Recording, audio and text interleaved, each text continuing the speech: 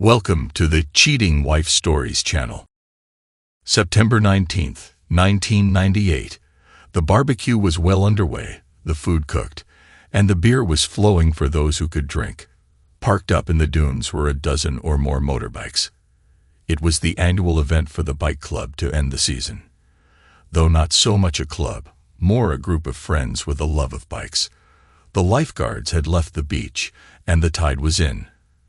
Driving the group to the edge of the dunes, Jeff, a tall, broad-shouldered man with a full beard in his mid-40s, noticed her first. He knew something was odd when she turned up on the beach. Her long denim skirt, thick sweater, and long overcoat would have been less out of place on a cold winter night than on this unseasonably balmy early autumn evening, with people still walking around in swimsuits. She stood out like a sore thumb. Jeff walked over to her and invited her to join them. As she looked up at him, he recognized something. The unkempt hair, the sunken eyes that looked as though they hadn't slept in days. All of this reminded him of something he'd seen before in the not-too-distant past. She turned down the invitation and moved further down the beach. As Jeff went back to his friends, he got some ribbing from them. Lenny was especially vocal as he put his arm around his friend's shoulders. "Come on now, Jeff. You're not so desperate you have to try to pick up a bag lady." "She's no bag lady, Lenny. She may look a mess, but those clothes are expensive. I don't know what the problem is, but she looks very troubled."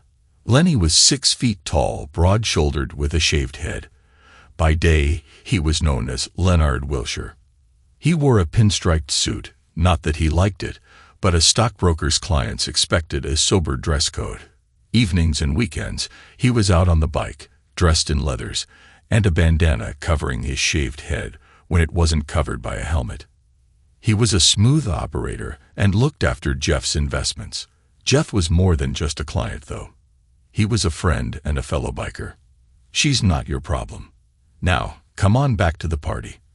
I'm sure we can fix you up with some female company." As the beach party continued, Jeff kept an eye on the woman down the beach.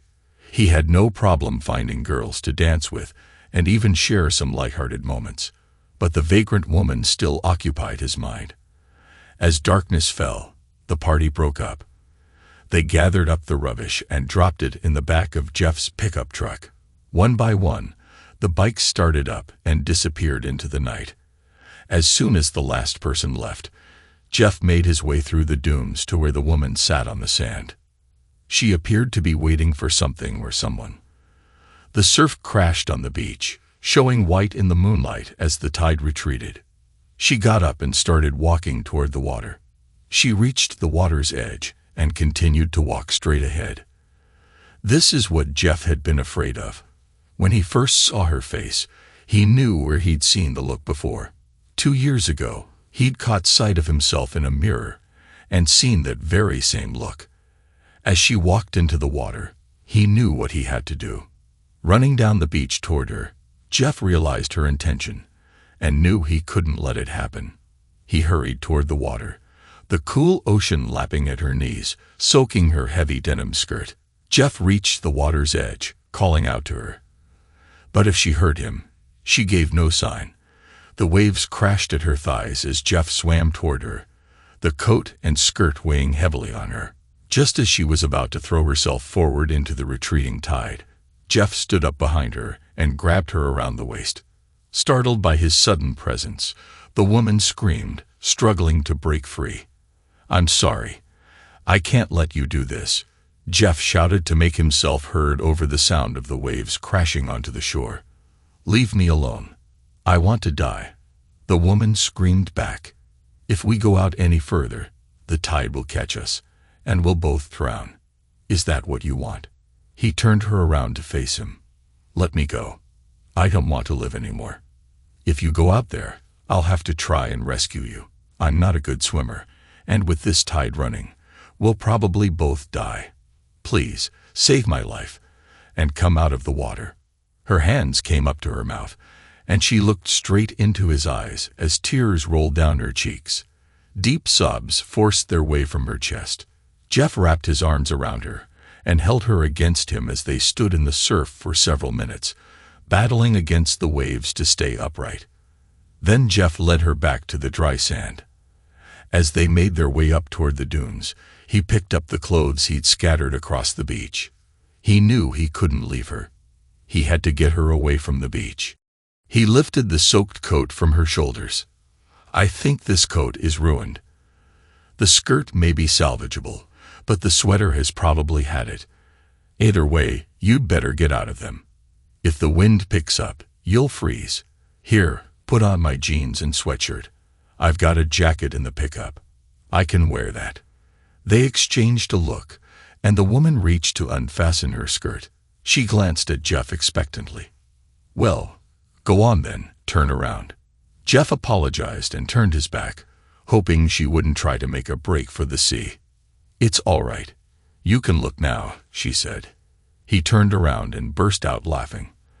The jeans dragged on the ground, and she had to hold the waistband to stop them from falling down, while the sleeves of his sweatshirt completely covered her hands. "I'm sorry for laughing, but that really is an outfit that only fits where it touches. Stand still, and I'll roll the legs up. I've got some rope in the pickup we can use as a belt." He knelt and rolled up the jeans' legs until she was no longer standing on them. As he stood back up, he smiled at her. "Now that you've managed to get into my jeans, I think I deserve to know your name." "It's Helen. Helen Mallister." "Well, Helen Mallister, I'm Jeff Cockburn, and it's a pleasure to meet you. Now let's find you a belt and get off this beach before it gets cold." They walked to the pickup. Jeff found the rope, threaded it through the jeans, and pulled it tight around her waist. Once inside the truck, Jeff turned the vehicle around. "Jeff, why are you doing this?" "Because I want to, and because I owe someone." He would have said more, but suddenly, in the moonlight, he saw something. A woman, tall and athletic, wearing a white swimsuit, pushed her long dark hair back from her face as she emerged from the surf. Jeff reached out and shook Helen's leg. "Do you see that?" he asked, pointing toward the water. "See what?" "I can only see the waves and sand." Jeff looked again, but there was no one. He shook his head, feeling uneasy. "Jeff, are you all right?" "I'm fine," he replied, snapping back to reality. "Now, I bet you haven't eaten in a while. Since you didn't want any of our burgers or sausages, I'm going to treat you to the best fish and chips in all of Cornwall." Jeff set off toward Padstow, glancing at Helen from time to time, trying to gauge her state of mind. He hoped showing her kindness would help somehow. She hadn't resisted or shown much interest in anything, almost as if nothing could make things any worse. "What do you mean by owing someone?" Helen asked. "Someone did something for me a while ago. I can't pay them back, so I'm paying it forward. I'll tell you about it later. Where are we going?" "To Padstow, for fish and chips." They drove in silence until Jeff pulled into a parking space. He jumped from the cab, walked around to open the passenger door, and said, "Out you get. We've arrived." Helen looked at the shop front. "I thought you said fish and chips. I've heard of this place. It's a restaurant run by that TV chef. It's very grand and probably expensive. I can't go in like this. I don't even have shoes on." They came off at the beach. "Relax, it's just a chip shop. His fancy restaurant is across town. They know me here. Come on." He took her arm and guided her inside. The man behind the counter greeted him warmly. "Hi, Jeff. Expecting the rest of the crowd tonight?" "Not tonight, Brian. Just looking for a table for two." "Sorry, Jeff. We closed half an hour ago." Jeff glanced at the empty restaurant. "Yeah, I can see you've been run off your feet. Could you maybe put some cod and chips on a plate for the lady, and a chip buddy for me? I'll even do the washing up." Brian laughed. "You? Washing up? That'll be the day. Do you want drinks?" "I'll have coffee, and I think the lady might like hot chocolate." Brian nodded. "Right you are, Jeff. Go sit, and I'll bring them over." They found a table, and Jeff excused himself to use the restroom. When he returned, the food was waiting. Helen's eyes no longer seemed as empty as before. She still wasn't all right, but something had shifted. They seem to think highly of you here, she commented. Brian's a mate, a frustrated biker. Well, the waitress spoke very highly of you. What waitress? The restaurant's closed. The girl who wiped down the tables. Tall, mid-30s, dark hair, nice figure, pretty face. Jeff looked around the empty room. Point her out. I can't. She's gone. But she had good things to say about you. Jeff paled. The restaurant closed half an hour ago. Helen, all the staff have gone home. Brian is alone here. I can't help that. I know what happened. She was here, and she was dressed as a waitress. I have to say, with her looks, she could do a lot better than waiting tables in a chip shop. We spoke, and when I told her I was here with you, she smiled and said you were the nicest man she knew. It really happened. I know I'm not imagining it. No, I'm sure you're not, Jeff replied. It's just that your description sounded like someone I used to know, but it couldn't possibly be her. Jeff shook his head to clear it and nodded toward her plate. Get stuck in and tell me what you think. Home again. Jeff looked across at Helen. She was fast asleep in the seat beside him. She had said she enjoyed her meal, but hadn't been able to finish it. Now he was driving her back to his place for some much-needed rest. Helen obviously couldn't wait. He expected her to wake when he stopped in his driveway and switched off the engine, but she just shifted in the seat and continued to sleep. Gently closing the door of his truck, Jeff walked up to open his front door before returning for Helen. He lifted her from the seat and carried her upstairs to the guest bedroom. Laying her on the bed, he untied the rope around her waist and removed his jeans from her legs, easing the sweatshirt off. His gaze fell upon her resting form. She was quite something, around 5 feet 4 inches, with a slim and shapely figure. Her skin was pale, with freckles on her shoulders. If you had asked him to describe his ideal woman, it wouldn't have been the one on the bed. Someone more like his ex-wife, Jackie. So why did he feel this warmth in his chest as he looked at this girl, who must be 10 years younger than him? As she lay there, her face looked angelic, even with her uncombed red hair. God, you're beautiful. What fool hurt you so badly? He thought, covering her with the duvet. He retrieved a toweling bathrobe from the wardrobe and hung it on the door. Sweet dreams, fair princess, he whispered as he left the room. Jeff left Helen sleeping and went back out to lock up his truck, then settled down with a glass of wine. He wondered what could have happened to put her in such a state. One thing he was certain of, it wasn't money. Even the brief glance at her clothes had told him they were not cheap. He recognized a style reminiscent of what Jackie used to wear. For a moment, he was back in Richmond, sitting on his bed, watching Jackie dress to go out. Jeff shook the thoughts from his head. He hadn't thought about Jackie in months, and now a new woman was in his house, stirring memories. But that's all they were, memories. There was no longing, no regret. She had hurt him in the worst way, but that was history. The cheating no longer consumed his thoughts, and he was glad to be able to recall the more pleasant times. Helen's image came back to him, and again he felt that warmth in his chest. Whatever her troubles, they could wait until morning. He put his jeans, sweatshirt, and her skirt in the washing machine, set it to wash and dry, and switched it on. By morning, they would be clean and dry. Then he headed to bed, reflecting on the events of the day before picking up his book. Just after midnight, his bedroom door opened. Oh, I'm sorry. I was just checking it wasn't a dream. Helen had put on the robe he'd left in her room. Couldn't you sleep? Jeff asked. I just woke up somewhere unfamiliar and panicked, she replied. Did you undress me? Yes, but I didn't touch your undergarments. Your skirt is in the wash. Oh, I see. Thank you, Helen said, blushing slightly. I don't suppose you have something I could sleep in. I don't have anything clean. Sorry, I haven't worn pajamas since I was a kid, but I've got some long shirts with tails in the wardrobe, and there are t-shirts in the second drawer down. Helen grabbed a shirt from the wardrobe and went to the bathroom. Jeff heard the shower running as he settled down to sleep. Sometime later, he felt the bed move as she climbed in beside him. "Jeff, would you hold me, please? I really need someone to hold me," she whispered, her voice shaky. She started to sob almost immediately. Jeff took her in his arms and held her close as she cried. When her sobbing stopped, Jeff turned over, and she nestled into him. "Thank God tomorrow's Sunday," Jeff thought as they drifted off to sleep. When Jeff woke up, Helen was gone. He had a shower and made his way down to the kitchen, half expecting to find himself alone, as usual. Instead, he found Helen searching through the cupboards. She had already made coffee and toast. "I was going to start breakfast, but I didn't know what you liked. I was just trying to find something to iron my skirt. Do you have an iron and ironing board?"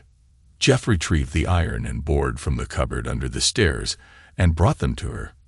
"Thank you," Helen said, looking down at the skirt. "It's so full of creases, I couldn't possibly wear it." Jeff glanced at her. His shirt never looked that good on him. Her bare legs were long and shapely, and she had her hair wrapped up in a towel. In the daylight, he could see that her eyes were green, and her youthful face was dotted with freckles. "Egg and bacon okay for you?" he asked. She nodded, and he started the cooking as they sat in silence. Helen repeatedly looked into Jeff's eyes.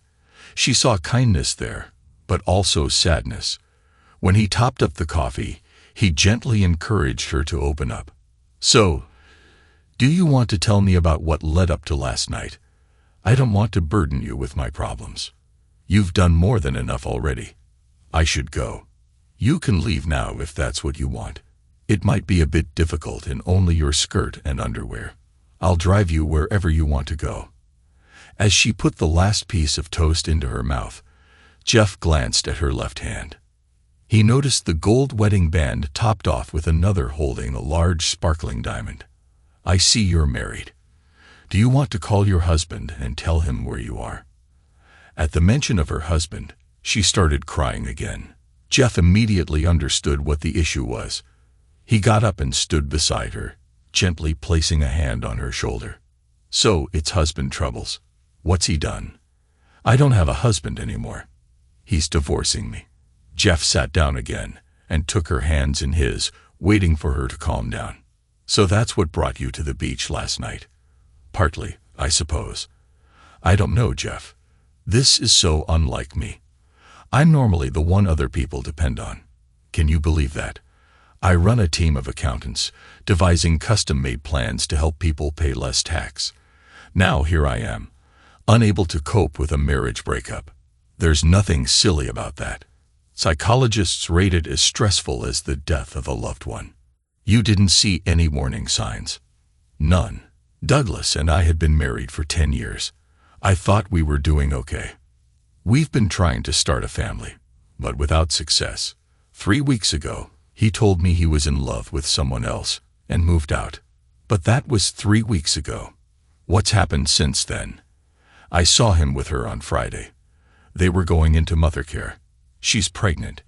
She's giving him the baby I couldn't. I don't know what got into me.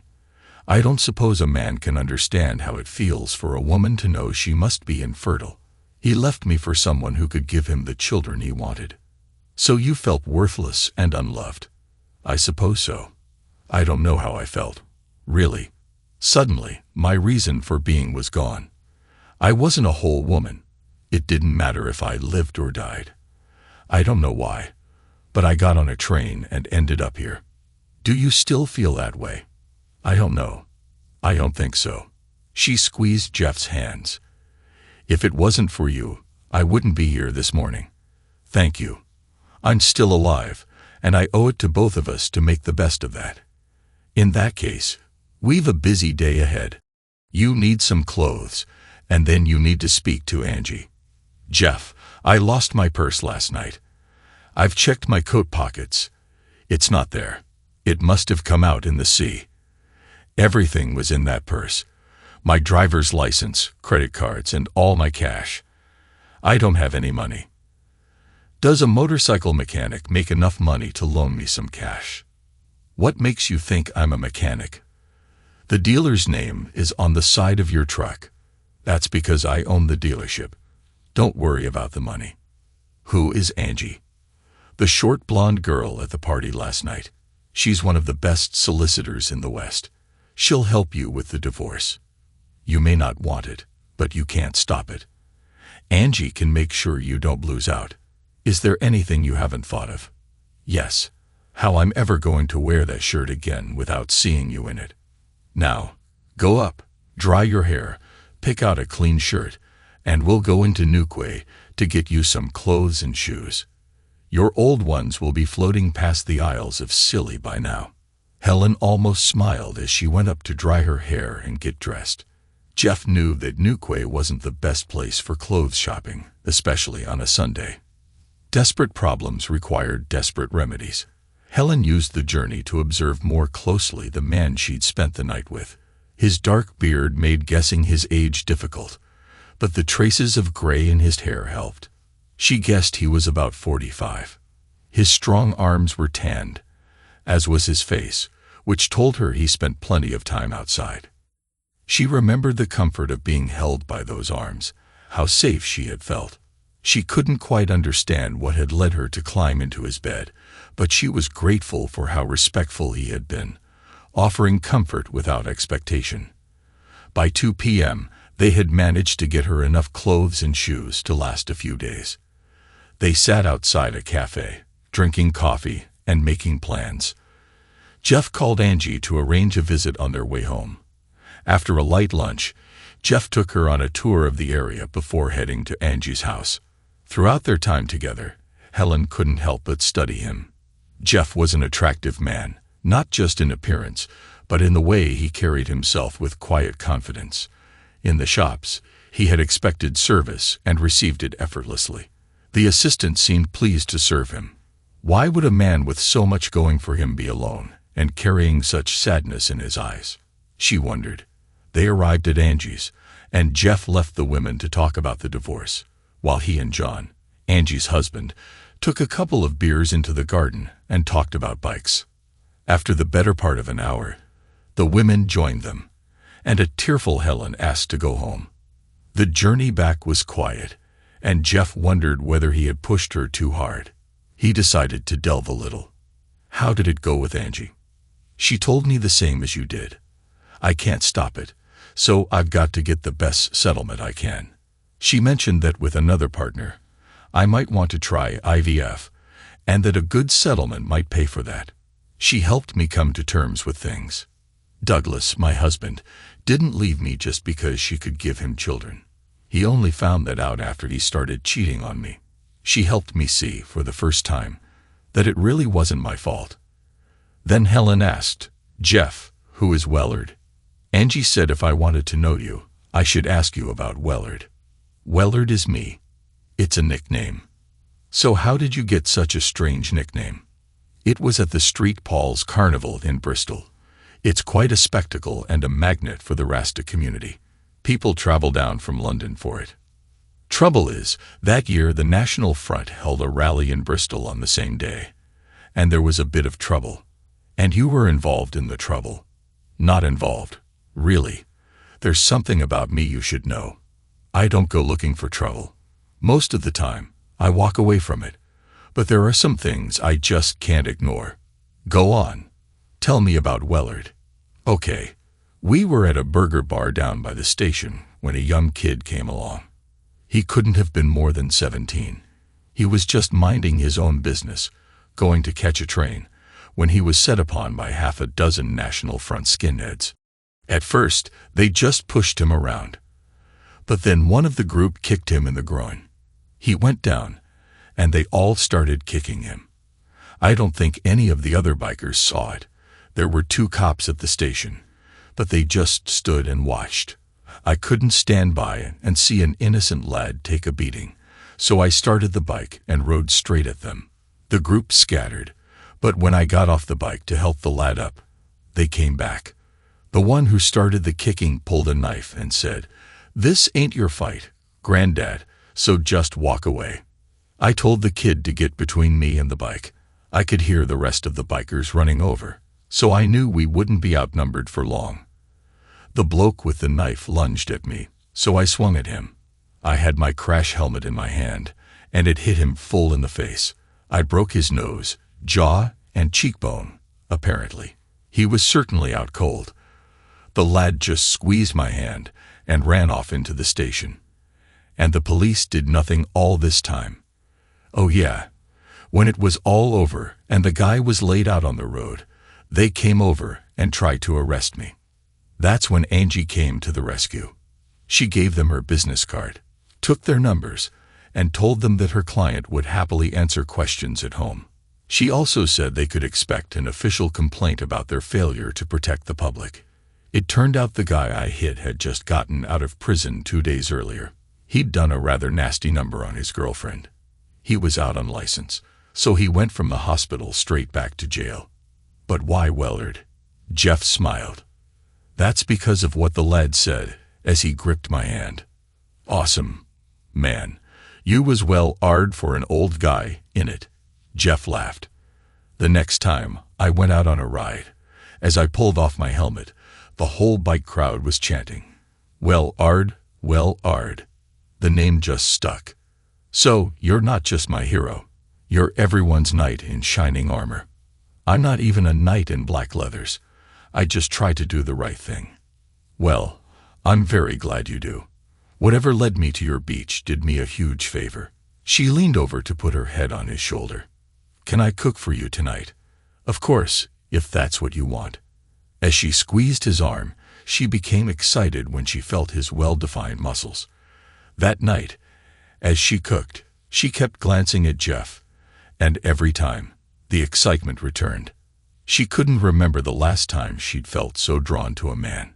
She knew she wanted him, but she wasn't sure what the next step should be. How could she get him to make a move? She thought about the previous night when she had been completely vulnerable, and yet he'd done nothing. Perhaps he doesn't fancy me, she thought. She started on dessert and made her decision. It was time to take her life back, and if that meant making herself vulnerable again, then that was a chance she was willing to take. For the first time in 2 years, Jeff ate a meal at home that he hadn't cooked himself. He sat at the table while Helen waited on him. He couldn't keep his eyes off her as she moved around the kitchen and served him. He tried not to let her see him watching her, but the thought of her lying next to him last night excited him. He admired her trim waist and remembered the sight of her lying on the bed. Jeff asked himself why anyone would walk away from such a charming and beautiful young woman. After they finished eating, she made him coffee. As she placed the cup on the table, she turned and kissed his lips. Jeff responded immediately, wrapping his arm around her waist and pulling her onto his lap. They shared a few tender kisses before Helen pulled away, catching her breath. Well, that answers one question. You're straight, she teased. Of course. Who said I wasn't? Jeff replied, puzzled. No one. It's just, I keep hearing what a lovely man you are, but there's no woman in your life. I was curious, she admitted. Are you happy now that you know? I'm not sure. You had me at your mercy last night, yet you didn't try anything. I suppose you just don't find me attractive, Helen said, searching his eyes, hoping he'd deny it. She longed for him to hold her close, feeling a deep desire to be cared for, especially by him. If I had taken advantage of you last night, I'd have lost your respect, and rightly so. I turned away from you to make sure you didn't feel how much I was affected. As for not finding you attractive, I think I've just shown the opposite. Her heartbeat quickened as she listened, feeling the strong pull toward him. She wondered if she should wait for him to make the first move or take the lead herself. Her mind was made up. It was now or never. I'm glad you said that. It makes this next part easier. You've been so good to me, and I hate to ask for more, but I'm going to. Would you spend the night with me? She asked, her voice soft, as she looked down, her long red hair falling over her face. Jeff was stunned. This beautiful young woman was asking him to stay close to her. It had been nearly 2 years since he had been this intimate with anyone. He paused for a moment, reflecting on her words, and realized she wasn't asking out of obligation. He struggled to respond, his face reddening as he spoke. Helen, I'm really flattered, but being close to someone like that means a lot to me. I wouldn't want it to happen just because you feel grateful or feel you owe me something. It has to be about genuine care, for both of us. Helen was quiet for a moment. I should feel insulted, but I don't. I'm not offering anything out of gratitude, though I should be thankful for all you've done. I'm asking because you're one of the most wonderful men I've ever met. My head may be a mess right now, but this isn't about feeling grateful. I want you. If you didn't care for me, you would have handed me over to the police or taken me to a hospital by now. So, I'll ask again. Please, Jeff, stay with me. She took his hand and stood up, leading him upstairs to his bedroom. They stood by the bed as Jeff gently lifted her chin and kissed her. Helen smiled into his eyes. I've never kissed a man with a beard before. I thought it would be prickly, but it's soft and tickles my nose, she giggled. Jeff wrapped his arms around her, holding her close. The warmth of his embrace reassured her, and her breathing became heavier as their connection deepened. They shared the quiet intimacy that followed, feeling closer than ever.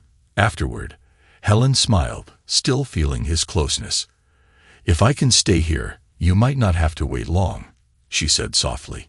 She curled up beside him, pulling herself closer as he wrapped his arm around her. You can stay as long as you want, Jeff replied, kissing her gently before suggesting a shower. I think I should take a shower. Is there room for two? She teased. They showered together, enjoying each other's company before returning to bed, where they snuggled up and drifted into a peaceful sleep. When Helen woke, she gazed at Jeff with affection. Jeff stirred, waking up to her smiling face. I'm glad you're awake. I didn't want to start the day without you, she said playfully. She leaned in and kissed him, thanking him again for how he treated her. You think it's one-sided. Last night was the best I've ever had. And you think you should be grateful. Helen smiled, kissing him once more before slipping out of bed. Jeff noticed the time for the first time that morning. He would be late for work, but the thought didn't bother him as much as it should. He wanted to savor his time with her. Over breakfast, they discussed their plans for the day. Jeff had to go to work, and Helen planned to visit the bank to sort out her accounts. Without proper identification, everything that identified her had been in the purse she had lost. Jeff told her it was no problem, but she felt the need for her independence. I must go home, Jeff. I need to sort things out. I have a job. The company will want to know why I didn't go in today. I've canceled all my cards, but they'll only send replacements to my home address. My passport is at home. Once I've got that, I can prove who I am and get access to my own money. She saw the sadness returning to his eyes as she pressed on with what she had to say.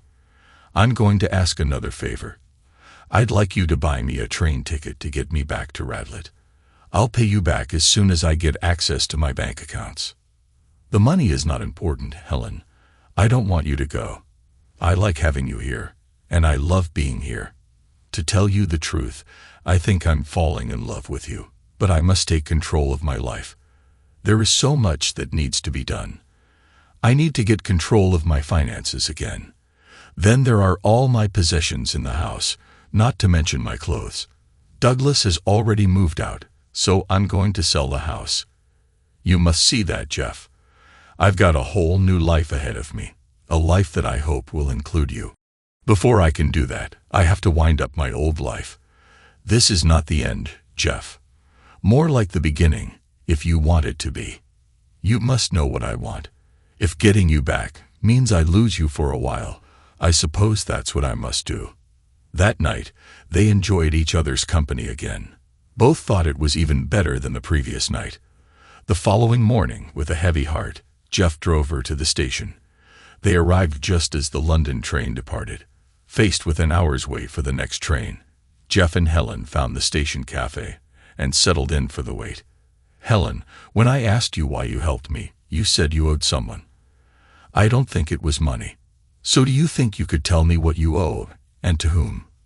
The short answer is that her name is Vanessa Richardson, and I owe her my life. Nothing special, just something I can't pay back. You can't expect me to leave it at that. We've got plenty of time. So tell me the story. Are you sure you want to hear this? It's a long story, and you may not like what you hear. Just tell me, Jeff. Okay, the story starts 2 years ago. I had my own software company. You've probably heard of it, Cockburn Software Solutions, or CSS PLC. I set it up straight out of college, and it sort of took off. Everyone was buying PCs, and Windows made them easier to use. We wrote commercial software, office suites, and accounting packages. We rode the wave for a while, and did very well. When we floated the company on the stock market, I did very nicely.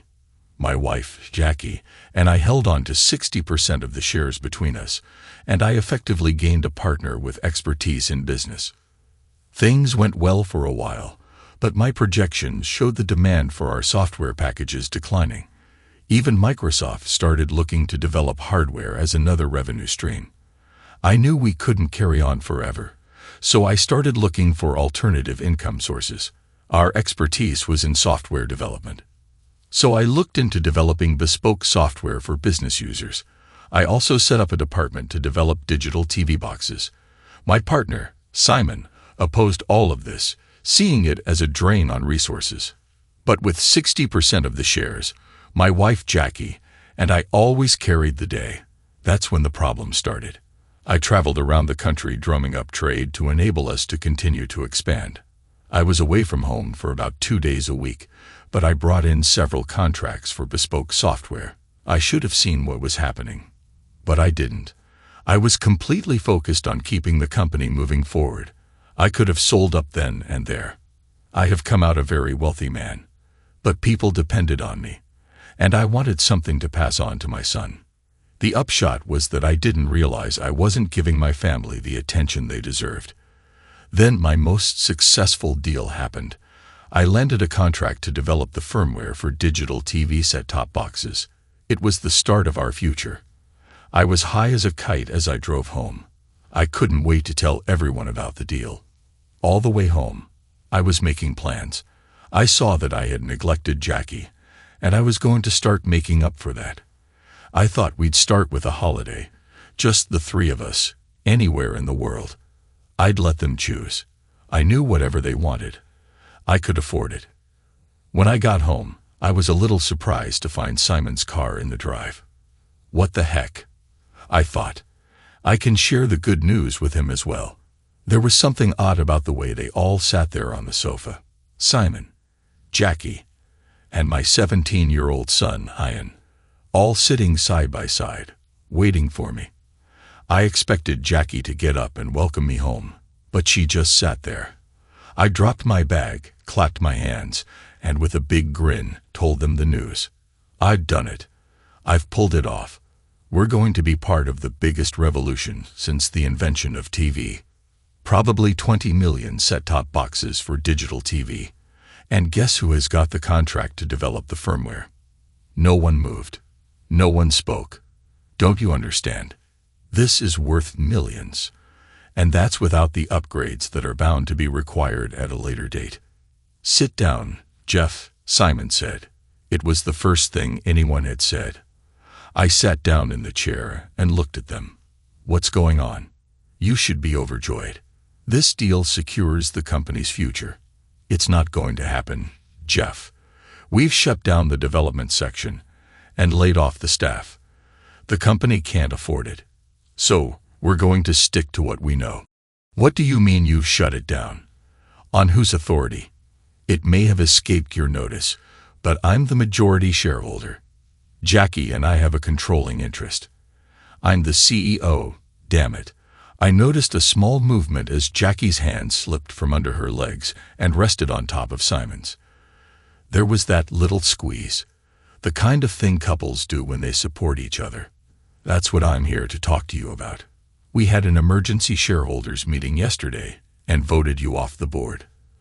The company can't afford all your flights of fancy. We are a good, profitable company, and we'd be a darn sight more profitable if we didn't have to finance all your pet projects. And this has nothing to do with you being involved with my wife. It was just a guess. But that hand movement told me there was more than business going on. No, it doesn't. That's a completely separate issue. This is strictly business. Of course, I'm grateful to Jackie for her support. I'm sorry, Jeff. Jackie spoke for the first time. He's right. Your spending was out of control. We owed it to everyone to stop you before you ruined the company. Oh, really, Jackie? And whose side were you on when he told you that? Was it my side? Or did you go to his place? She looked at the floor and passed across an envelope. I opened it to find a solicitor's letter telling me that my dear wife had filed a petition for divorce, citing irreconcilable differences. I won't take you to the cleaners, Jeff. You've been a good husband, but it isn't working anymore. I hope we can still be friends. Friends? You steal my company, you get involved with the enemy, and you expect to remain friends. Did you ever know me at all? I hope when you've calmed down you'll change your mind. We still have our son to think of. We should try to get on. I'll be leaving with Ian tonight. Perhaps you'll think it over when we're gone. I found it hard to believe what was happening. Half an hour before, I was on top of the world. Now that world was falling apart. I was still reeling from the shock when I realized my 17-year-old son was sitting there and had not said a word. I knew he was there for a reason. So what else was to come? So, Ian, what's your part in all this? I asked. I can't believe you're sitting there and have nothing to say. I'm going to live with Mom and Simon. So he's taken my company, my wife, and now my son. Is that it? Well, what do you expect, Dad? Everyone knows you were loaded, but what advantage did I ever see? You made me go to the local comprehensive when you could easily afford school fees. It was the local comprehensive that made me what I am. Nobody owes you a living, son. That school didn't do too bad a job. You managed to win a scholarship for the public school 6th form. No, I didn't, Dad. She paid the fees because you wouldn't. He knows it's the easy route into the top universities. So you're prepared to sell me out for 2 years' school fees and a new Mini. I put my hand to my forehead. God, where did I go wrong with you? Simon and Jackie got up. Jeff, I know this is a lot to take in. I think we should leave you alone for a while. He offered me his right hand, which was his mistake. Perhaps he'd forgotten I was left-handed. Strictly business, Jeff. Nothing personal. I gripped his right hand in mine, then smashed my left into his face, knocking him to the floor. Blood was running from his nose. You've stolen my company and my family. Of course, it's personal now. Get up and get out of my house. I looked at Jackie. Are you planning on marrying him? Yes, as soon as the divorce is final. Well, just remember, Jackie, when a man marries his mistress, it creates a vacancy. What is that supposed to mean? I'm sure you'll figure it out. Maybe Ian here will help you. Jackie helped Simon to his feet and held on to him as they walked out the door. Ian followed without a word. As I closed the door behind them, the only thing I could feel was emptiness. Since leaving university, there were only 2 things in my life, my wife and my company. Later, of course, came my son, and he also formed a prominent part of my life. In less than an hour, it had all been taken away. On TV, people in my position reach for a bottle. I've never understood that. I drink when I'm having a good time. I certainly wasn't doing that. I sat in the chair, trying to decide what to do, but no answers came. I got up and walked around the house. I used to love that house. What's not to love about it? A large Regency house overlooking Richmond Park. Of course, I loved it, and so I thought, did Jackie. Now it was just an empty shell. All the happiness I'd known there was gone. I don't know how long I paced around the house, trying to find something to be happy about. It got dark, then light again, but it meant nothing. I could hear the telephone ringing somewhere in the distance. I tried to think of the last time I was happy without Jackie. I remembered the holidays with Mom and Dad in the caravan down in Cornwall. Both Mom and Dad were gone, but the feeling of happiness I associated with that caravan kept pulling at me. I knew I had to go there. I just walked out of the house, and there I was on the beach. The same beach I'd played on so joyfully as a child. I didn't know why I was there. Of course, it didn't make me happy. Instead, it made me miss Mom and Dad all over again, reminding me of how alone I was. The tide was going out, and I walked toward the ocean. The waves crashed against me as I strode into the surf. It seemed right to end my empty life in a place filled with happy memories. I walked out further, and suddenly she was there, standing in the sea in front of me. She stood about 5 feet 10 inches, her long dark hair cascading down her back, wearing a white one-piece swimsuit. She looked at me and spoke. "This is not the way, Jeff. Turn around and let's go back." "Why? What's the point? There's no reason to go back. There is always a reason to live. There are things you have to do, people you have to meet." "What are you talking about? And how do you know my name?" "I'm talking about you. It's not your time. If you go further, I will have to save you. Turn around and come with me." She offered me her hand. "Come with me, Jeff." "Who are you? Do I know you?" "My name is Vanessa, and no, you don't know me, but I know all about you. Please come with me." I took her hand and turned around to follow her. She walked elegantly out of the waves. I tried to guess her age and put her at about 35. She led me up the beach and into the dunes beyond, where we came across a house nestled in the dunes. It was of unusual construction, completely made of wood, with a veranda that looked out to sea, almost like an old colonial bungalow in sunny Cornwall. She led me up to the door and took me inside. She let go of my hand and left me in the hallway. A few minutes later, she appeared with a towel, drying her hair. "The bathroom is through there. Why don't you go and have a shower?" I moved off in the direction she indicated and found the bathroom. I was still in a daze, moving very slowly. In what seemed no time at all, she was there beside me, helping me out of my clothes. She turned on the shower and waited for me. I stood under the spraying water, not moving at all. When she stepped into the shower with me, I should have been surprised. Looking back, I should also have been excited. She was incredibly beautiful, but I felt nothing. I was numb. She pulled my head down to her shoulder as she washed my hair and hugged me while she washed my back. "You're in shock, but don't worry. I can help you. You look like you haven't slept in days," she said. She led me to the bedroom. "We'll deal with that first." Still naked, she took me to a bedroom and put me to bed. I woke gently. It was dark outside, and Vanessa's arm was wrapped around me. That's when I realized it had all been a terrible dream. I moved away and started to turn over. "Oh, Jackie, I just had the most awful dream. I dreamed you'd left me, and you and Ian had gone to live with Simon." I turned toward her and ran my hand up her body, her neck, and then her face. Something was wrong. I reached for the bedside lamp, but it wasn't there. I started to panic. "What's going on, Jackie? Where are we?" The light came on. I looked into her eyes, and everything came flooding back. Oh God, it wasn't a dream, was it? Vanessa took my chin in her hand and kissed me. "No, Jeff, it wasn't a dream. It all happened. But it doesn't have to be as bad as you think. Look at me, Jeff. Don't you like what you see? Yes, you're very beautiful, and any man would feel privileged to wake up with you. But you are not the woman I'm in love with, are you? Are you still in love with her?" "I don't know anymore. She obviously doesn't love me." "Don't be too hard on her or yourself, Jeff. You must know why he attracted her. The question is, do you want her back?" "I don't think I do. She chose Simon over me. I'd always be thinking I was second best as far as she was concerned." She kissed me. "Never ever think of yourself as second best, Jeff. Now, are you going to use this opportunity? Or do I have to wait another day?" "What do you mean, another day? It's 2 a.m.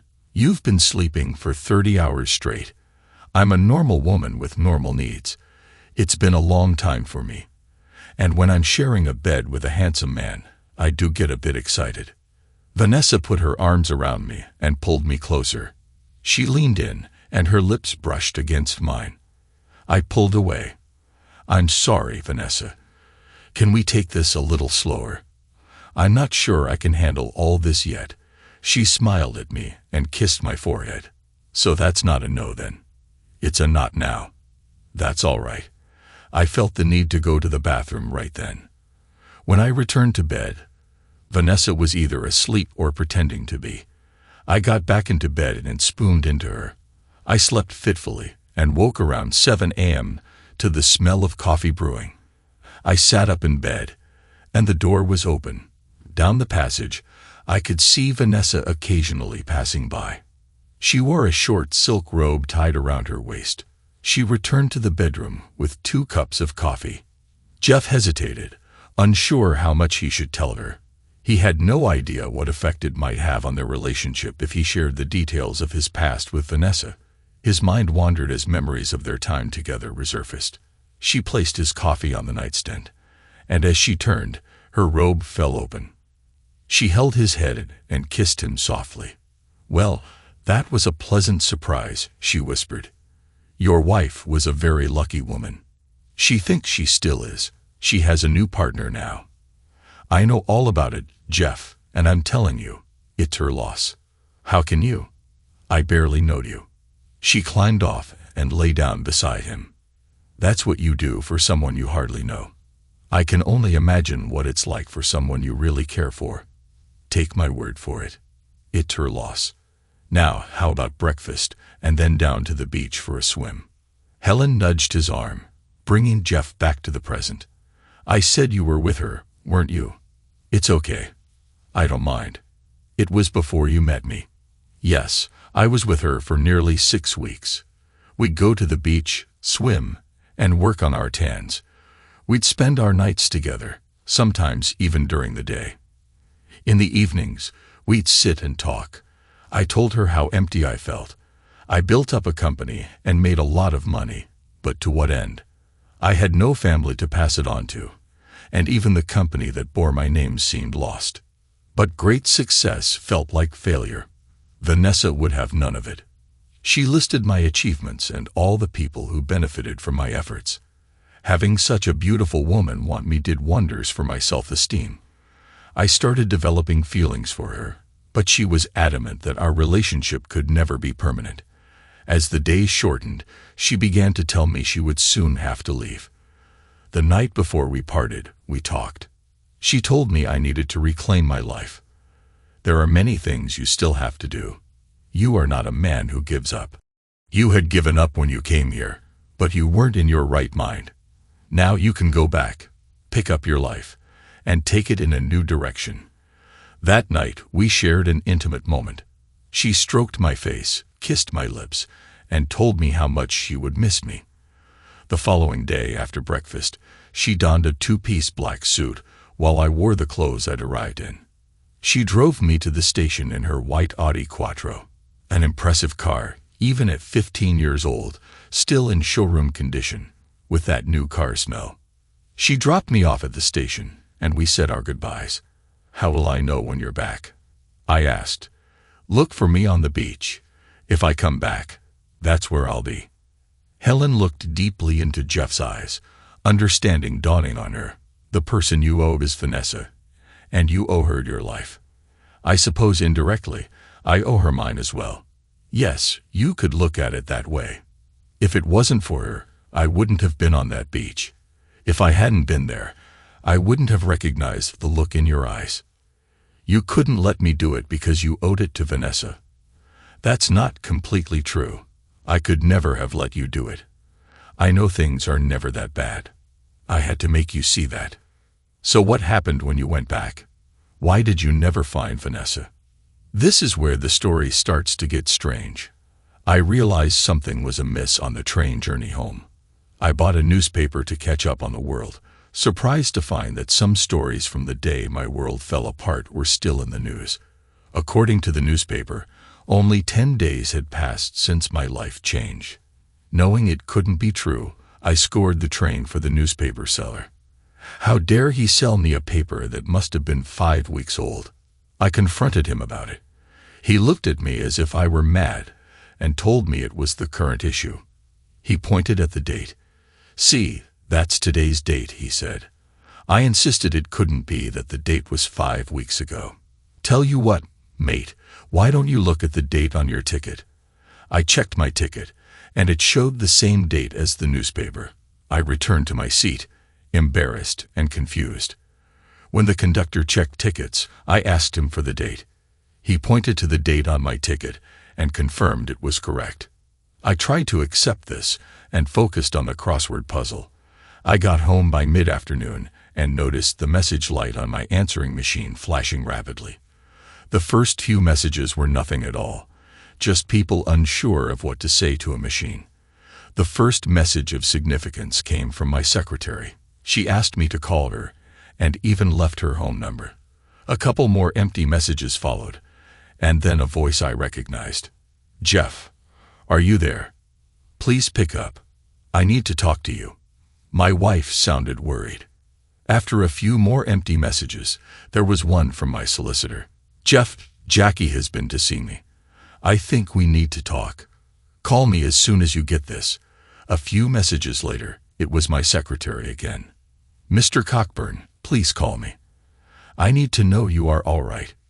You've got my number. Anytime, day or night, just call me." I had forgotten all about Janet. I'd never met a more dedicated secretary, and now I had left her in a state of confusion. I made a mental note to call her after I spoke with the solicitor. A few more empty messages, and then she was back again. "Jeff, just pick up this phone and talk to me. I didn't mean it to be like this. Please talk to me." Then there was the bank, desperately needing to talk to me. A few more blank messages, and there she was again. "Jeff, where are you? I still love you. I need to know you're safe. I dropped by the house today. You weren't there, and the bed hasn't been slept in. Please, when you get this, call me." She still loved me, she said, just not enough to stay committed to our marriage. That was one call I wouldn't be answering.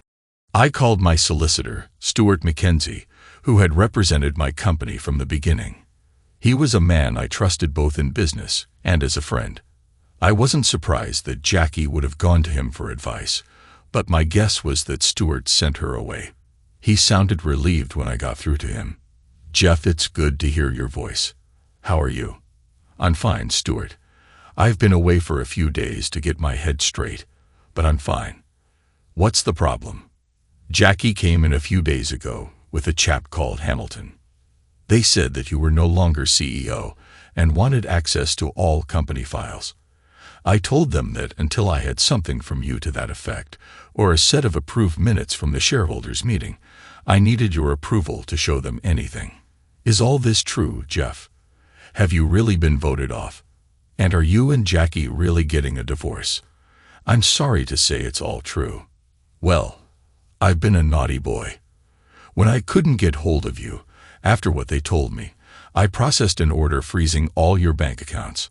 I need you to drop by my office and sign the paperwork. That Hamilton bloke claims you gave him a first refusal on your company shares at the same price he bought in at. I told him that didn't sound like you, and that he would need it in writing. Are you intending to sell? Do you know Stuart? I rather think I am. But if he wants them, he'll have to pay top dollar for them. I'll drop by tomorrow, and we'll talk then." I said my goodbyes and hung up. Next, I called Janet. The switchboard operator put me straight through, and relief was evident in her voice. "Oh, Mr. Cockburn, thank God you are all right. I've been so worried about you." "I'm fine, Janet, really I am. I didn't know what to do, sir. I found out what they had done to you, and I wanted to leave straight away. But I have a family, and we need my salary. Don't worry, Janet. You did the right thing. If I needed a secretary, you'd be the first person I'd call. Mr. Hamilton has taken over your office now, sir. I'm supposed to work for him. They made me box up all your personal items, and I didn't know what to do with them. Just put them in the rubbish, Janet. There's nothing that I want from that office." "Are you sure, sir? What about the family photos? Don't you want them?" "Put it all in the rubbish, Janet. That's where it belongs. The rumors were true then, sir. If they concern Mr. Hamilton and my wife, then yes, they were true. I'm so sorry, sir. I don't know how they could do that to you. I don't think I can stay here. I'll have to find another job. Don't do anything hasty, Janet. If you need a reference, I'll tell them you were the best secretary I ever had. Oh, sir, I'm going to miss you so much. I could hear her crying at the other end of the phone. Janet, would you like to have lunch with me tomorrow? I can pick you up. We'll have lunch, and then I can hand over my car to you. I'd love to have lunch with you, sir, but you don't have to worry about the car. They told me you were keeping that. I don't want it, Janet, but I really want to say a proper goodbye to you. So I'll meet you tomorrow at 1 p.m. Right you are, sir. I'll look forward to it. Janet had been a good secretary for me, and her loyalty was always total. No matter how many times I told her to, she never used my first name. I was always Mr. Cockburn, or sir. I rang around a few of my contacts and got 3 possible openings for her. Then I rang the bank and said I would be in the following afternoon to sort out any problems. For the first night since everything blew up, I slept in my own bed. To my surprise, I slept well. The following morning, I went to see Stuart Mackenzie. I signed the papers for the freezing order so that he was in the clear and got him to lift it. He recommended a divorce lawyer who would protect my assets. He was under no illusions that he would keep the business with Simon in charge, so he was working completely for me. We came up with a plan, and he agreed to handle everything for me. Lunch with Janet was a bit of an emotional affair. I gave her details of the jobs I'd found and told her to call to arrange interviews. When we got back to the office, I presented her with a huge bouquet, and tears started again. I locked the car and gave her the keys, then set off to the bank. Jackie and I had separate accounts, along with a joint account for household and general expenses. I transferred half of the money in the joint account to my personal account and surrendered my card for the joint account. I walked into the charity furniture shop and arranged for them to come to the house to pick up the furniture. From there, I went to the estate agent to list the house. Then I got a taxi home. The light was flashing on the answering machine when I got home. I guessed who it would be and pressed play. Jeff, are you there? Speak to me. Damn it. I know you're back, even if I had to find out from your secretary. Can you guess how it feels having her look down her nose at me while she tells me that my husband is all right? I swear she's got a thing for you. Please, Jeff, just talk to me. Over the next couple of days, I started moving out. There was very little I wanted from the house, just my desk chair and my mom's old dresser. Everything else was stuff that Jackie had bought. I put my things into storage, packed my clothes into suitcases, and waited for the locksmith and the guys from the charity shop. When they came to pick up the furniture, they couldn't believe the quality of what I was giving them. A lot of the stuff we pick up is really only fit for the tip, but this will fetch a good price, the driver told me. Thank you, sir. You should be thanking my wife. She's the reason it's all got to go. Oh, I see. I'm sorry to hear that, sir. Still, it's an ill wind that blows no one any good, eh? I shook his hand and watched him drive off with all the trappings of my old life.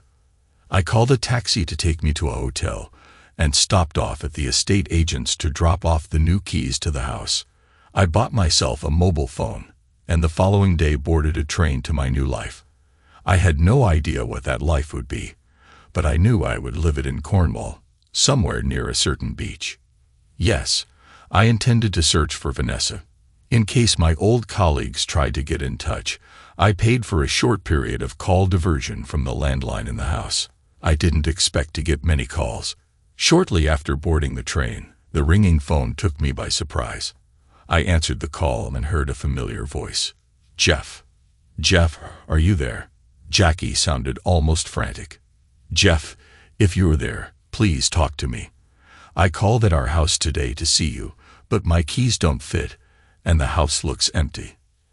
I'm hoping you transferred the number to wherever you're living now. Where are you?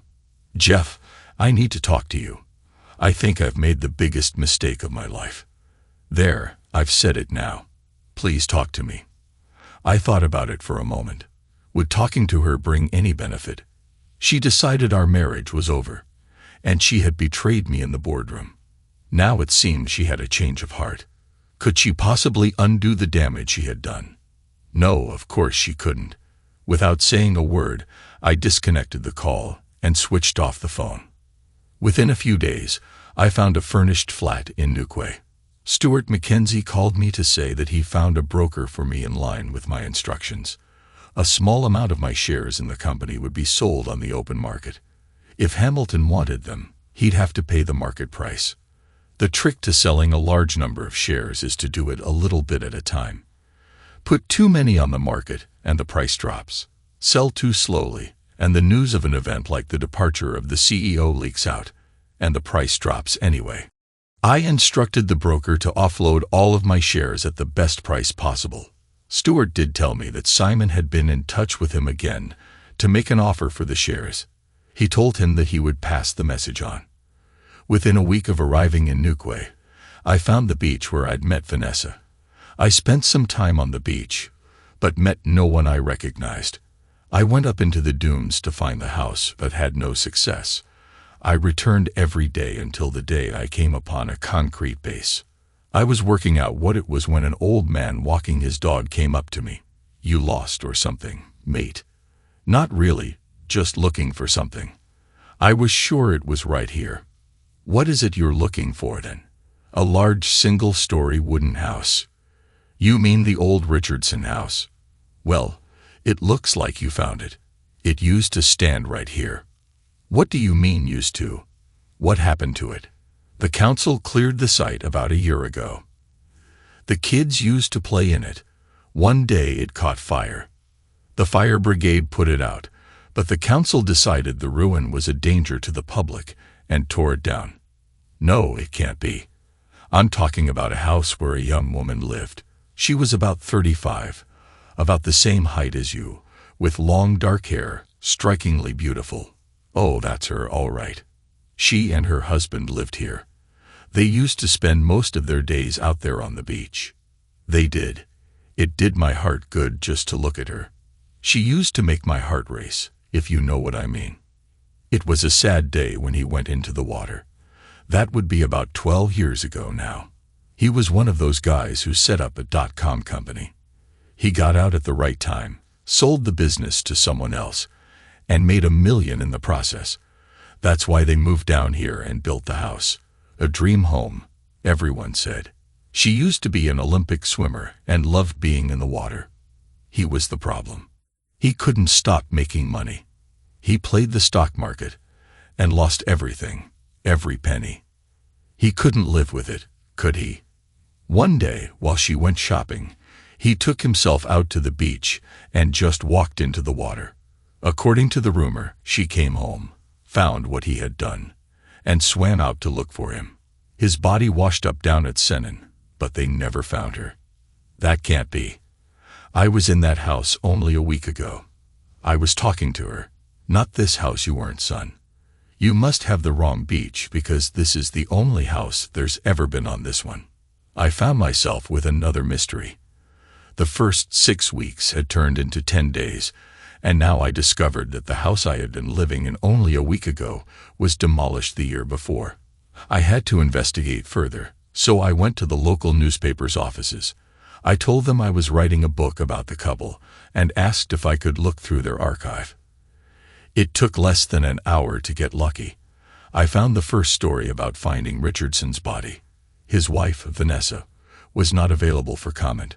The following week, they carried the story of Vanessa's disappearance. There was a photograph of her. It was my Vanessa, looking exactly as she had when she came out of the sea to stop me. I knew then she wasn't coming back, at least not in any way that would allow us to have a relationship. I persuaded them to let me have a copy of the photograph.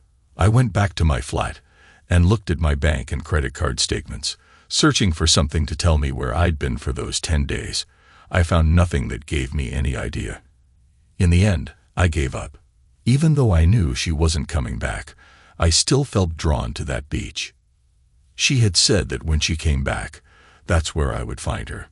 It was as if she wanted me to be there. I bought a house here, and when I found an ailing motorcycle dealership for sale, I indulged the passion of my youth and bought it. Since then, I've spent much of my free time on the beach." Helen squeezed his arm. "Did you ever see her again?" "No, I never did. Not until the night I met you. I thought I saw her coming out of the surf just as we were about to leave the beach. It was only for a second, and then she was gone." "Were you in love with her, Jeff?" "No, I don't think so. I liked her a lot, and she was very beautiful, but really, I think I felt I owed her something. She had given me so much in that 6 weeks or 10 days, whichever it was. In reality, I would have done anything to give something back to her." "Do you have her photo?" Jeff got out his wallet and produced the picture he'd gotten from the newspaper office. Helen looked at the picture, and the blood drained from her face. "I've seen her, Jeff. I've seen her twice. She was the waitress in the fish and chip shop. I met her again when you took me clothes shopping. She was in the fitting rooms in one of the shops. She told me what a good man you were. Do you think she's looking after us? Well, if she brought you to me, I need to thank her again. Perhaps she didn't bring me to you, but she made sure you were there for me." The public address announced the imminent arrival of Helen's train. They made their way out to the platform and kissed like a pair of teenagers. "Helen, are you really coming back?" "You bet. I have to get everything sorted out. I don't know how long it will take, but as soon as it's done, I'll be back." "What about you, Jeff? You're not going to disappear like Vanessa?" "No, I'll be here. I'll wait as long as it takes." He kissed her again as she got on the train. A tear came to his eye as the doors closed, and the train started to move. He waved until he could see her no more and returned to his car to drive to work. August 2, 2003. Jeff was in his element. He turned off the water from the hose and stood, looking at his pride and joy. He sniffed, taking in the wonderful smell of the motorcycle. The Vincent black shadow gleamed in the sunlight. Jeff took his chamois leather and started drying the paint and chrome work. He noticed a taxi pull up, crouching down. He picked up his tube of polish and started to work on the covers. He heard the cab door close but didn't turn to look. He knew who it would be. He had been told she was here. She'd been asking about him. It was only a matter of time before she sought him out. She stopped on the side of the bike and waited for him to get up. "It's been a long time, Jeff. You're looking good." He stood up and wiped his hands with his polishing rag. He looked her up and down. The past years hadn't treated her particularly well. She was about 20 pounds heavier, but even her face looked fuller. "You're not looking so bad yourself, Jack. You don't need to flatter me. I know how I look." "So what brings you to this part of the world? Was the divorce settlement not good enough? I gave you $250,000 from the house. You kept your company shares. Stuart McKenzie said you were happy with the lump sum for Ian's child support." "No, it's nothing like that. As a matter of fact, you were very fair, all things considered. Look, we can't really discuss things out here. Can we go inside?" For the first time since she arrived, he noticed she was carrying a briefcase, which made him a bit curious, so he invited her into the house. Once inside, she looked around. "This is nice, Jeff. A good-sized garden, I see, and you've got what, 3 bedrooms? Or is it 4? "Only 3 at the moment. But you didn't come all the way down here to look at my house. What is it you want?" Jeff set the coffee filter machine going and waited for her to answer. "It's you I want. I've come to ask you to come back." Jeff stopped in his tracks. His mouth fell open, and his eyes widened. Jackie put her hand to her mouth and started laughing. "No, I didn't mean that. I'm not asking you to come back to me, though God knows I would if I believed it would work. I even beg if it would do any good, but I know you better than that. I burned my bridges with those divorce papers. It wasn't until I was without you that I realized what I really wanted. You know how the song goes. You don't miss your water till your well runs dry. You lost me as soon as I guessed you'd had Simon with you. You acted like lovers on that sofa. That was enough for me. How is Ian? I gather he's firmly hitched his team to Simon's wagon. I tried to stop him, Jeff. Really, I did. But he's an adult now. If he wants to change his name, I can't stop him. He still looks up to Simon. Give him time. He's still young. He's had 7 years. I think that's long enough. What about you? I gather it didn't work out with Simon. Do you remember what you said to me as we went out the door? I do, and it came back to haunt me. When a man marries his mistress, it creates a vacancy. It only took him a year to fill that vacancy. It didn't help that I was still in love with you. You never asked me why I did it. I've asked myself several times, and I still don't know. He was just so persuasive. The silver tongue doesn't cut it once you're spending all your time together. Once I caught him in a compromising situation, there was only one ending. So what's happening now? Have you found someone else? There have been a couple over the last 5 years, but they don't go anywhere. You're a hard act to follow, Jeff. You were always a good husband. There was just that 1 year when you were running around all over the place trying to get work for the company to change direction. I was a fool letting that person convince me that you were playing around. I never did. You were always all I wanted in a husband. I had no need for anyone else. I know that now, but it's too late, isn't it? You got that right. Way too late. So this visit isn't about us. What is it about? We want you to come back. Back to the company. We can offer you your old job back, and you'll have a free hand. You can take the company in whatever direction you want. You keep saying we. Jack, who is we? The board and the bank. It won't surprise you, Jeff, because you predicted it. The company is in trouble. The bank won't lend any more money unless we can put together a credible diversification plan. We've tried, but the clients don't believe we have the expertise to deliver. We need someone with credibility. Jeff, we need you. What does Simon have to say about this? He's okay with it, but it wouldn't make much difference if he wasn't.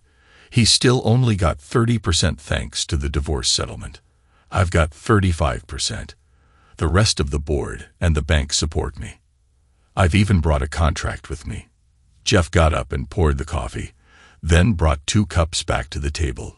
He sat down and took his cup in both hands, took a sip, and addressed Jackie. What makes you think I want to come back? I'm happy here. I have friends here, and I have no need to come back. Oh, come on, Jeff. You can't tell me that you're happy running a motorbike shop.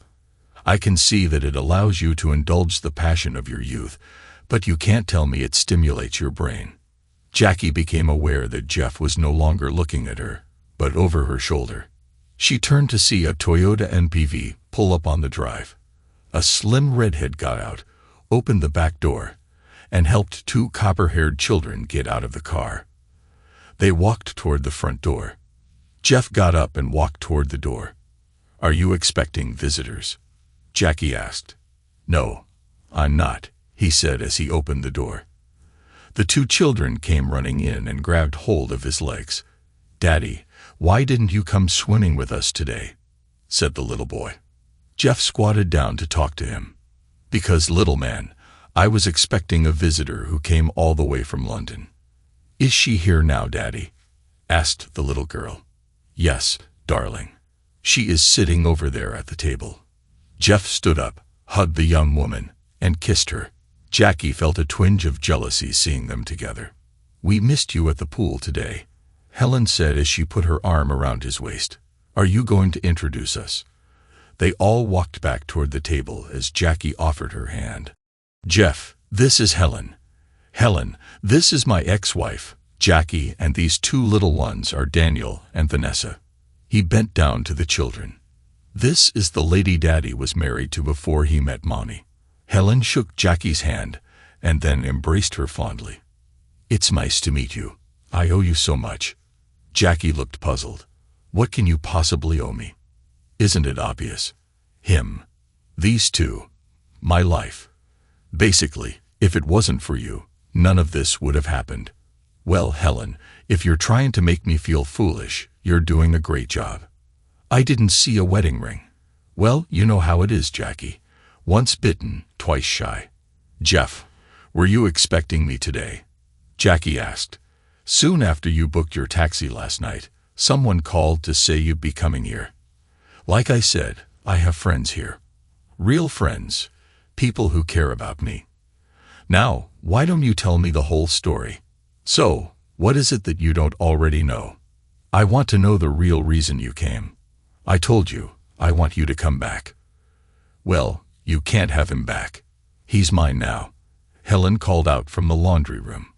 The company is in trouble, Jeff. What I didn't tell you is that we've been made an offer. The thing is, it's an all-or-nothing deal. I only own 35% of the shares. Simon still has 30%, but the other 35% belongs to 4 other shareholders. They all want to sell. Even Simon is considering it. The bank wants us to sell so that we can settle our overdraft. I really did come to ask you to come back. If you come back, I can swing the others behind me. And the bank would give us more time. Just let it go. Get the best deal you can. I don't want to. That company is my last link with our old life, Jeff. I don't want to let it go. Take the offer, Jack. Let the past go. They won't take on our debts. I'll be left with less than £100,000 once we've settled with the bank. Simon will be left with nothing. He remortgaged his house to buy some of your shares and then lost them to me in the divorce settlement. Please, Jeff, come back and help us rebuild the company. You've done it before. And if we let you do it your way, we wouldn't be in this mess. You can't be happy being a motorcycle dealer. You're capable of so much more. Take the offer, Jack. I'm happy here. I like doing what I do. Yes, I am capable of more than selling motorbikes. That's why I have my fingers in so many other pies. Just go home, take the money, and move on. Helen came back into the room. Jackie, I'm about to start lunch. Would you like to join us? I'm sure Jeff would be happy to drag you back to town later. Jackie looked at Jeff and realized she was wasting her time. No, thank you very much. I must be going. Thank you for your time, Jeff.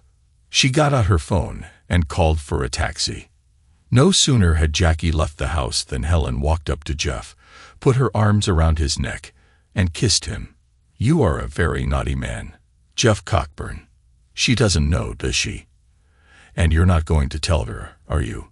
Right on both counts, Jeff said as a broad grin spread across his face.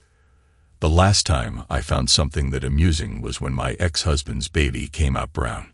Of course, you getting me pregnant made it all the more enjoyable. Like you said, I'm a very naughty man. As they filed into the lunchroom, some of the employees of Cockburn Software Solutions thought there was something familiar about the man with the beard sitting at the back of the room. However, the main focus of their attention was the slim, elegantly dressed redhead standing beside him. Helen waited for everyone to assemble and closed the door before she spoke. Ladies and gentlemen, you will all be aware that CSS has been experiencing some financial difficulties, and the future has been somewhat uncertain. I'm pleased to tell you that, as of 9 a.m. today, that uncertainty has been removed. This company has been taken over by Wellard Data Services. She paused as murmurs spread across the room.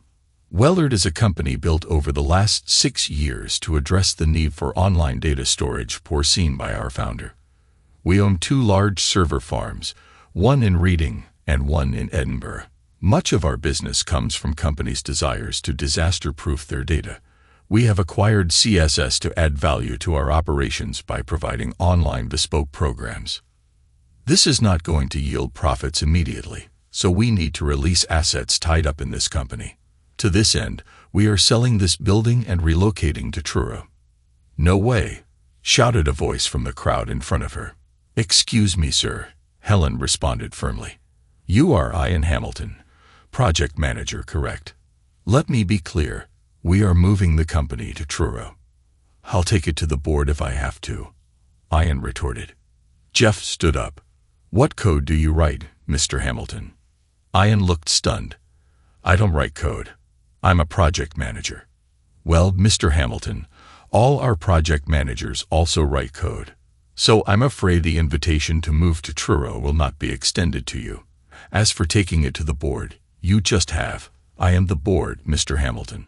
I own Wellard, and now I own CSS again. What I say goes, and I say we move to Truro. The room was silent, shocked by the revelation of Jeff's identity. If anyone else feels the same way as my son, Jeff continued, you are welcome to join him. We hope to take most of you with us, but that will be your decision. We will offer a generous relocation package.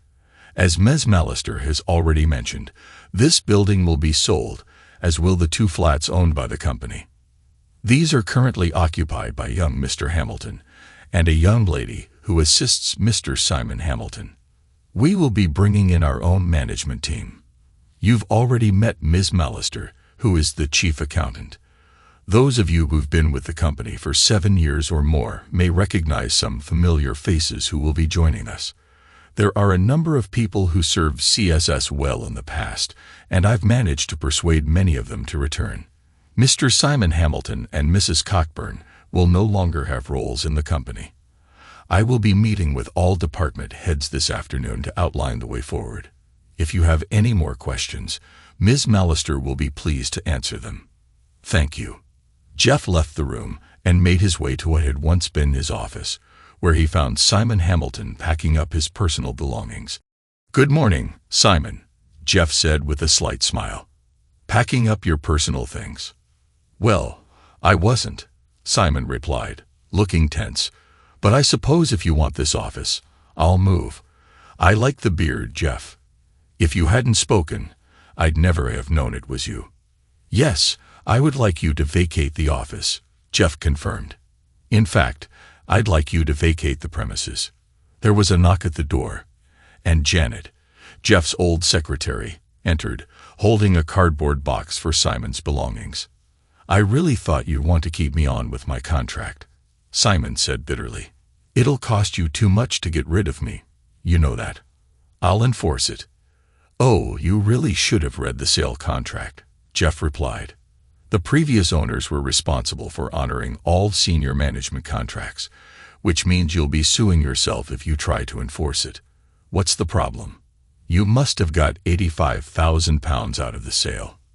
Yeah, and I owe more than 4 times that much on my house, Simon muttered. I had to remortgage it to buy some of your shares. I wouldn't worry, Jeff said with feigned sympathy. I'm sure you'll find another job in a month or 2. Perhaps my son will share his redundancy pay with you. After all, you shared your name with him. You haven't fired him, have you? Simon asked, sounding incredulous. I can't believe you'd be that vindictive. I didn't have to, Jeff said calmly. He fired himself. He said there was no way he was going to Truro. Simon collected his personal items, packing them into the box while Jeff watched. Once finished, he picked up the box and headed toward the door. See, you do realize this is all strictly business, nothing personal, Jeff remarked, extending his right hand as a gesture of farewell. Simon hesitated, recalling their last handshake, then turned and walked out without taking Jeff's hand. Jeff sat down at his old desk, stretched out his arms, and ran his hands over the leather surface. A moment later, Janet knocked and entered. I just wanted to say, sir, it's so good to see you back where you belong, she said warmly.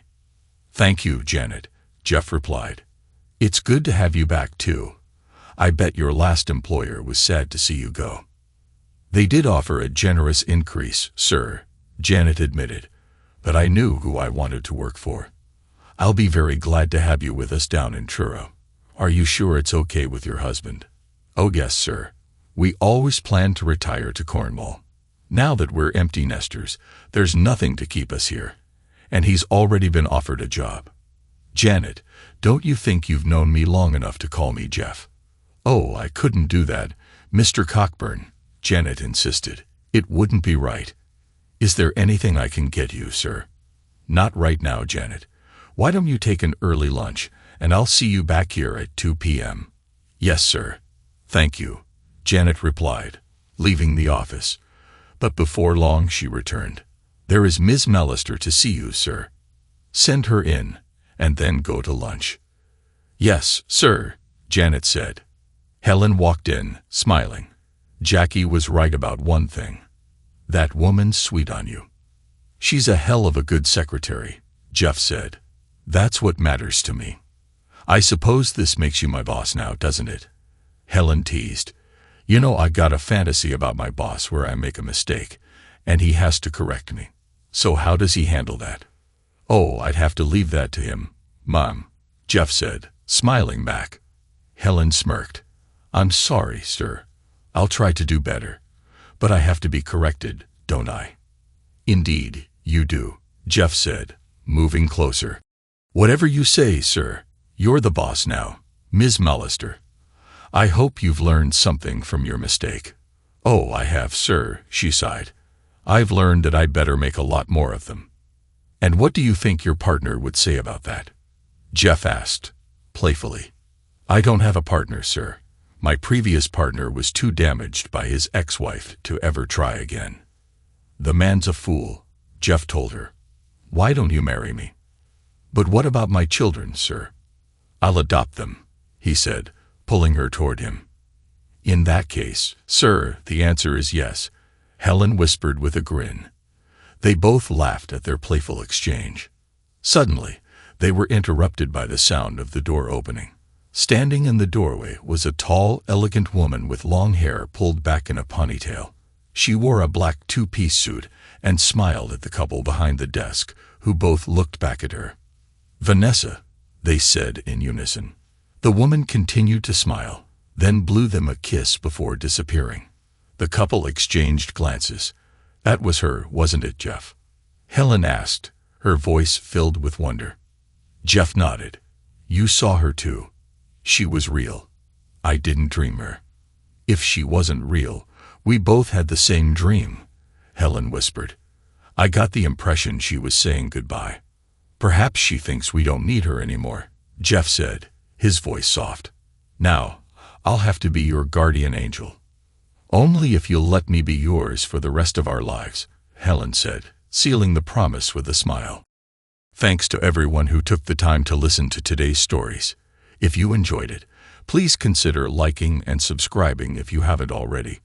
Feel free to share your thoughts on the events in the comments below. Take care.